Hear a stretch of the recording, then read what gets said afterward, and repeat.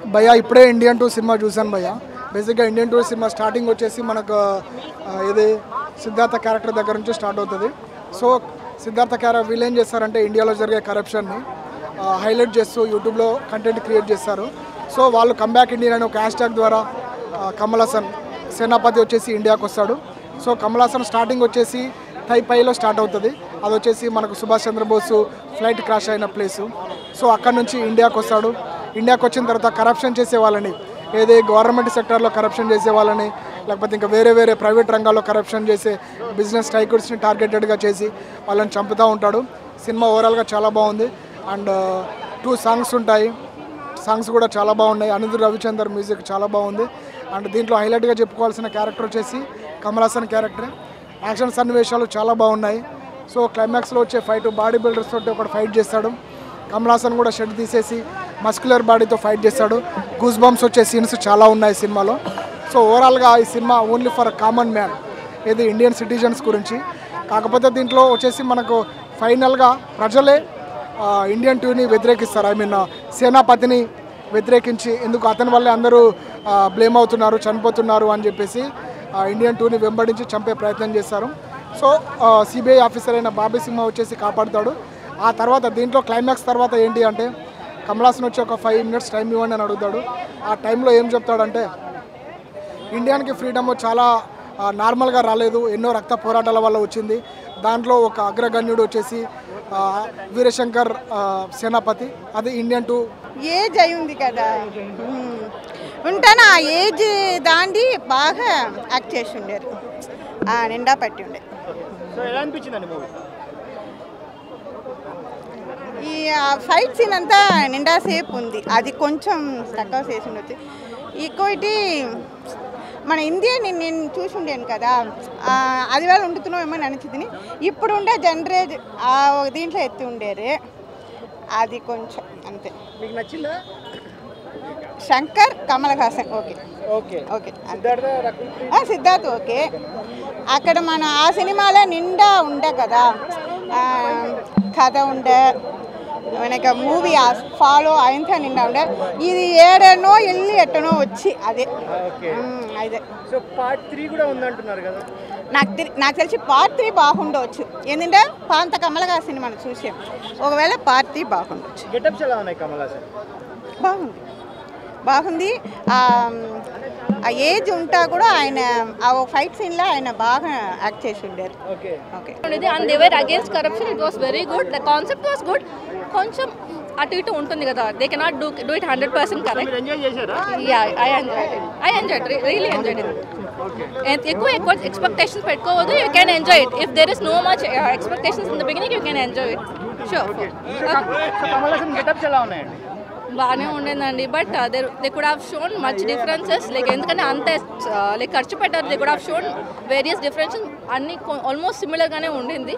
That part I felt bit bad, but it was good. And action sequences and other అదే చెప్పండి. Second హాఫ్లో ఆ particular fight sequence it was like long, it was lagging actually bit. అదే నాకు కొంచెం బ్యాడ్గా అనిపించింది. But it was good. If it was short and it would have been good. That is it. and then in Marmakala and all freedom fight gurinchi ani chepparu. Freedom fight, that part was okay only, andi Marmakala was also okay. It is trustable because we already trusted it. It was trustable. I cheppana fight sequence was bit long. That is it. Freedom fight gurinchi ani chepparu, ana message ichchara cinemalo? I cannot tell the complete story kada andi. Like basic ga cheppadame, it was about Senadipati. So third half lo chudamani like I must finish ayandi. Okay, thank you andi. Thank you. చాలా బాగుంది. చాలా బాగుందమ్మా, చాలా బాగా చేశారు. కమల్ హాసన్ 96లో చేసిన energy levels ఇప్పుడు కూడా అలాగే ఉన్నాయి. మంచి ఈ నెక్స్ట్ భారతీయుడు 3 కూడా రావడానికి ఆస్కారం ఉంది. మంచి మెసేజ్ ఇచ్చాడు. అంటే కరప్షన్ అనేది ఏ ఇంట్లో ఏ కుటుంబంలో, ప్రతి కుటుంబంలో మీలాంటి పిల్లల నుంచి వ్యతిరేకత రావాలనేది మంచి ఉద్దేశం ఉంది. Very good action, good commitment. Step by step పోతాడు. కానీ ఇలా ఈ సినిమాలో నాకు అది ఆయన సెట్ కావట్లేదు. అది ఒకటి నాకు. ఇంకా ఒక ప్లస్ పాయింట్ ఏమంటే కమల్ సార్, ఆయన యాక్టింగ్, ఆయన మేకప్ అదంతా ఫస్ట్ క్లాస్గా ఉంది. ఆయన ఒక్కడి వల్లే సినిమా చూడొచ్చు. మిగతా అన్ని కో స్టార్స్ ఉన్నారు, వాళ్ళు దేనికి వస్తున్నారో నాకు అర్థం కావట్లేదు. సిద్ధార్థ్ ఓకే, సిద్ధార్థ్ ఒక 4తో పాటు వస్తున్నారు, ఒక half an hour 1 hour story బాగున్నాయి. ఆయన లీడ్ చేస్తాడు, ఒక ఫస్ట్ బ్లాక్ని లీడ్ చేసుకుంటూ పోతాడు. సూపర్. అదంతా మన కమల్ హాసన్ వదిలేయండి, ఆయన నెంబర్ 1 ఎప్పుడు.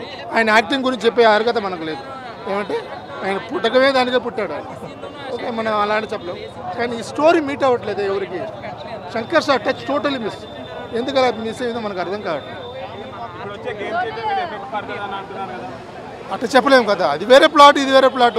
ఇది ఎన్నో ఏళ్ళ ముందు తీసిన సినిమా, ఇది కొంచెం డేట్ కొంచెం డిలేగా బయట తెచ్చారు. గేమ్ చేంజర్ అనేది హాట్ సబ్జెక్ట్గా ఉండొచ్చు. ఒక సినిమా పెట్టి ఒక డైరెక్టర్ మనం ఏ రోజు కన్క్లూషన్ తేవద్దండి. ఓకేనా, స్టోరీ డిఫర్ అవుతుంది, ప్లాట్ డిఫర్ అవుతుంది, ఎప్పుడు వాళ్ళు టాలెంట్ బయట వస్తుంది. ఆయన టాలెంటే వెరీ టాలెంటెడ్ పర్సన్ శంకర్. కానీ నాకు ఈ సినిమాలో ఆయన పర్సనల్ టచ్ మిస్ అయింది. ఎమోషనల్ కానీ, కొన్ని ఫైట్స్ కానీ, ఇలాంటిది ఇంత కొంచెం ల్యాగింగ్. శంకర్ సార్ సినిమాలో ల్యాగింగ్ నేను ఎక్కడ చూడలేదు ఇంతవరకు. శంకర్ సార్ ఇంతవరకు సినిమాలో ఇది కొంచెం ల్యాగ్ అవుతుంది. I don't know why. Boring అని చెప్పలేము మేడం, చూడొచ్చు, డిపెండ్ అపాన్ ఒపీనియన్స్. మెసేజ్ కూడా చాలా బాగా ఇస్తారు. తాత ఎట్లా అనిపించాడు? తాత మంచిగా అనిపించిందా?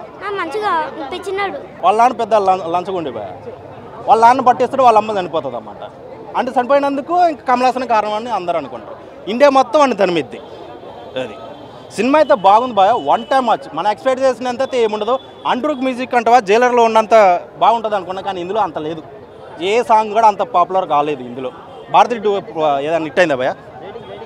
ఇదిగో రేటింగ్ గురించి మాట్లాడుతున్నా. రేటింగ్ అన్నోడికి బుక్ మై వాడికి చెప్పి చెప్తున్నా, రేటింగ్ అనేది ఉండకూడదు. సినిమా అన్న తర్వాత ఇట్లో ప్లాపో ఉండాలి, అంతే ఉండగానే ఈ రేటింగు 6.2, 4.2, 3.2 సినిమా అని బుక్ మై షో వాడికి చెప్తున్నా. సినిమా తీసి చూపిమను వాడికి, బుక్ మై షో వాడికి. రేటింగ్ ఎవరు చెప్పాడు రేటింగ్ అని?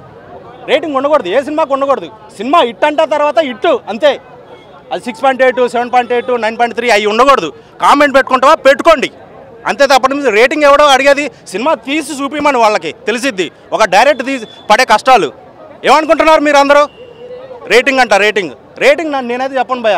సినిమా హిట్ అన్న తర్వాత హిట్ అంతే. హిట్ చూడవచ్చు కంపల్సరీగా. అది వేరు భయ, ఆ హీరో వేరు. దానివల్ల నాకు ఎక్కకపోవచ్చు సినిమా. నాకు బుర్ర లేనట్టుంది, బుర్ర ఉన్న వాళ్ళకి బాగా ఎక్కేటట్టుంది. నాకు బుర్ర లేదు కాబట్టి ఎక్కలేదు ఆ సినిమా. ఏం ఎక్కలేదు. భారతీయుడు ఆ మూవీ చూసినంతసేపు భారతీయుడు 1 రియలైజ్ వచ్చింది, కానీ భారతీయుడు కొత్తగా చూడాల్సిన అంశాలు నాకైతే ఏం అనిపించలేదు. మళ్ళీ బుర్ర ఉన్న వాళ్ళ సినిమా చూస్తే బాగుంటుంది అనుకుంటున్నాను నేను. నాకు బుర్ర లేదు కాబట్టి నేను చూడలేదండి. బుర్ర లేదంటే బుర్రలో ఏమైనా మెసేజ్ దొరుకుతుందేమో, మెసేజ్ ఉంది అంటే మెసేజ్ నింపుకోవడానికి వచ్చాను, కానీ ఉన్న మెసేజ్లో సరిపోయింది నాకు. నాకు బుర్ర లేదన్నా కానీ చూసే వాళ్ళకి అనలే కదా, తీసే వాళ్ళకు. నాకు అర్థం కాలేదు. అది నువ్వు అర్థం చేసుకో, ఎలా అంటే అట్లా అర్థం చేసుకో, నాకు తెలియదు కదా. మంచి కొత్త ప్రశ్న అడిగాడు. సినిమా ఎలా ఉందంటే భారతీయుడు 1కి రీచ్ కాలేని సినిమా భారతీయుడు 2. అర్థమైందా? కమల్ హాసన్ అల్టిమేట్ యాక్టర్ అండి. కమల్ హాసన్ కాకపోతే అదే సేమ్ గెటప్స్ అవే చూడడం అంత రొటీన్గా ఉందండి, అంతే తప్ప ఏం. ఏంటండి కాన్సెప్ట్ కరప్టెడ్. ఠాగూర్ సినిమాని మించింది అయితే కాదు ఇది, భారతీయుడు మించిందంత కాదు 2. ఓకేనా? దీనికి ఇంకా పబ్లిక్ టాక్ కూడా వేస్ట్ అనిపిస్తుంది నాకు. జనాలు ఏం మారుతారు, ఇంకా నేర్చుకుంటారు ఎలా చేయాలి, కరప్షన్ ఎలా నేర్చుకోవాలి అన్నది నేర్చుకోవాలి అంతే.